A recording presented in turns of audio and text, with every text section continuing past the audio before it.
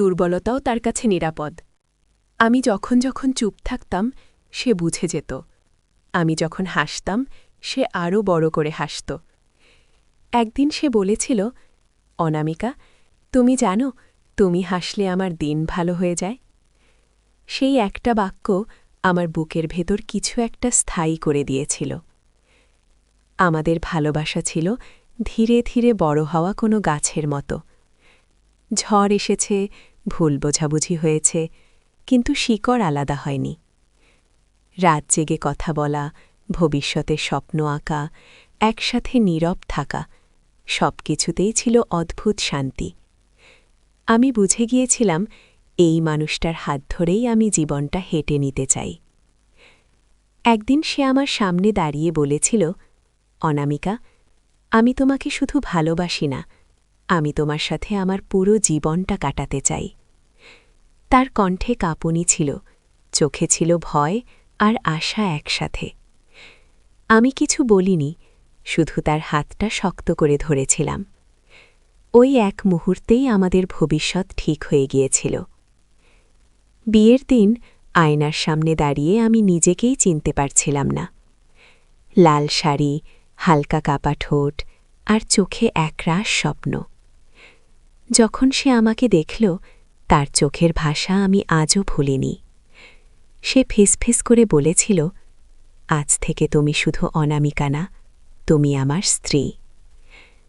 ঘরটা ছিল নরম আলোয় ভরা, ফুলের গন্ধে বাতাস ভারী। আমি লজ্জায় মাথা নিচু করে বসেছিলাম। সে ধীরে ধীরে আমার পাশে এসে বসল। কোনো তাড়া ছিল না, কোনো চাপ না, শুধু দুইজন মানুষের হৃৎস্পন্দন একই ছন্দে চলছিল। সে বলেছিল, ভয় পেও না অনামিকা, আজ শুধু ভালোবাসা থাকবে। সে আমার হাতটা ধরেছিল খুব যত্ন করে, যেন হাকনা কোনো অমূল্য জিনিস ধরে আছে। আমাদের চোখে চোখে তাকানোতেই সব কথা হয়ে যাচ্ছিল। তার উপস্থিতিতে আমি নিরাপদ অনুভব করছিলাম। বাসররাত মানে শুধু ঘনিষ্ঠতা না, বাসররাত মানে বিশ্বাস। সে আমার কপালে আলতো করে চুমু দিয়েছিল আর বলেছিল, তুমি আমার সবচেয়ে সুন্দর সত্য। সেই রাতে আমি শুধু একজন স্ত্রী হইনি, আমি একজন সঙ্গী পেয়েছি। আমাদের ভালোবাসা তখন শরীরের চেয়েও বেশি ছিল। মনের নীরবতা, হালকা হাসি আর একসাথে থাকা সব মিলিয়েছিল পরিপূর্ণ। আমি বুঝেছিলাম, ভালোবাসা মানে দখল নয়, ভালোবাসা মানে আগলে রাখা। আজ অনেক সময় পেরিয়ে গেছে, কিন্তু আমি এখনও সেই অনামিকা যে ভালোবাসায় বিশ্বাস করে। এই গল্পটা শুধু প্রেমের নয়, এই গল্পটা সম্মানের, বিশ্বাসের আর দুজন মানুষের একসাথে বড় হওয়ার। যদি তুমি এই গল্প শুনে এক মুহূর্তের জন্যেও বিশ্বাস করো ভালোবাসা এখনও বেঁচে আছে, তাহলে আমার গল্প বলা সার্থক। অনামিকা, আমি অনামিকা। বাসররাতের পরের সকালটা ছিল একেবারে আলাদা। ঘুম ভাঙতেই বুঝেছিলাম আমি আর একা নই। জানালার ফাঁক দিয়ে আলো ঢুকছিল, আর পাশে তাকিয়ে দেখি সে এখনও ঘুমাচ্ছে।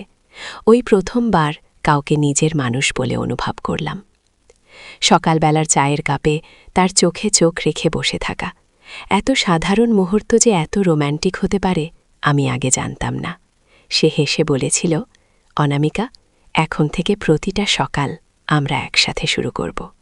সেই কথাটা আমার মনে গেঁথে গিয়েছিল চিরদিনের জন্য।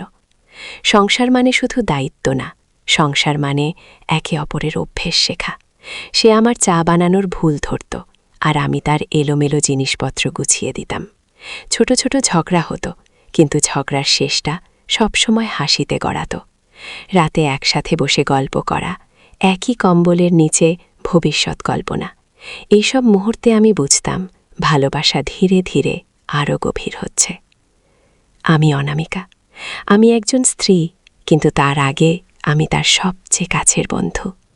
ভালোবাসা সবসময় বড় বড় কথায় হয় না, কখনো কখনো চুপচাপ পাশে বসে থাকাও ভালোবাসা।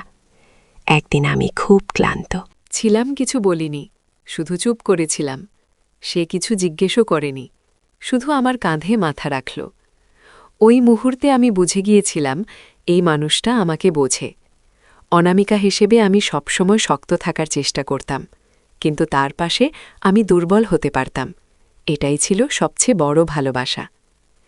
বিয়ের পর ভালোবাসা বদলায় না, ভালোবাসা আরও পরিণত হয়। আমরা একে অপরকে বিশ্বাস করতে শিখছিলাম।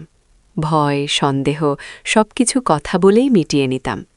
সে আমাকে বলেছিল, অনামিকা, আমাদের সম্পর্কের সবচেয়ে বড় শক্তি হল সত্যি কথা বলা। আমি বুঝেছিলাম ভালোবাসা মানে লুকানো না, ভালোবাসা মানে খোলা মন। এই বিশ্বাসটাই আমাদের সম্পর্ককে শক্ত করে তুলছিল। রোম্যান্স মানে সবসময় বড় আয়োজন না, কখনো হঠাৎ একটা ফুল, কখনো রান্নাঘরে আলতো ছোঁয়া। সে হঠাৎ করে বলতো, অনামিকা, আজ তুমি খুব সুন্দর লাগছ। আমি লজ্জায় মাথা নিচু করতাম, কিন্তু ভেতরে ভেতরে মনটা নেচে উঠত। এই ছোট ছোট মুহূর্তগুলোই আমাদের ভালোবাসাকে প্রতিদিন নতুন করে তুলত। রাতে শুয়ে শুয়ে আমরা ভবিষ্যৎ নিয়ে কথা বলতাম। ছোট একটা বাড়ি, সুখের সংসার আর একসাথে বার্ধক্য। আমি অনামিকা, আমি স্বপ্ন দেখতে ভালোবাসি, আর সে আমার প্রতিটা স্বপ্নকে বাস্তব করার সাহস দিত। ভালোবাসা তখন আর শুধু অনুভূতি না, ভালোবাসা তখন পরিকল্পনা। সবসময় যে সহজ ছিল তা না, কঠিন সময়ও এসেছিল, কিন্তু সে আমার হাত ছাড়েনি। আমি তার পাশে দাঁড়িয়েছিলাম। আমরা শিখেছিলাম ভালোবাসা শুধু সুখে নয়, ভালোবাসা কষ্টেও একসাথে থাকা।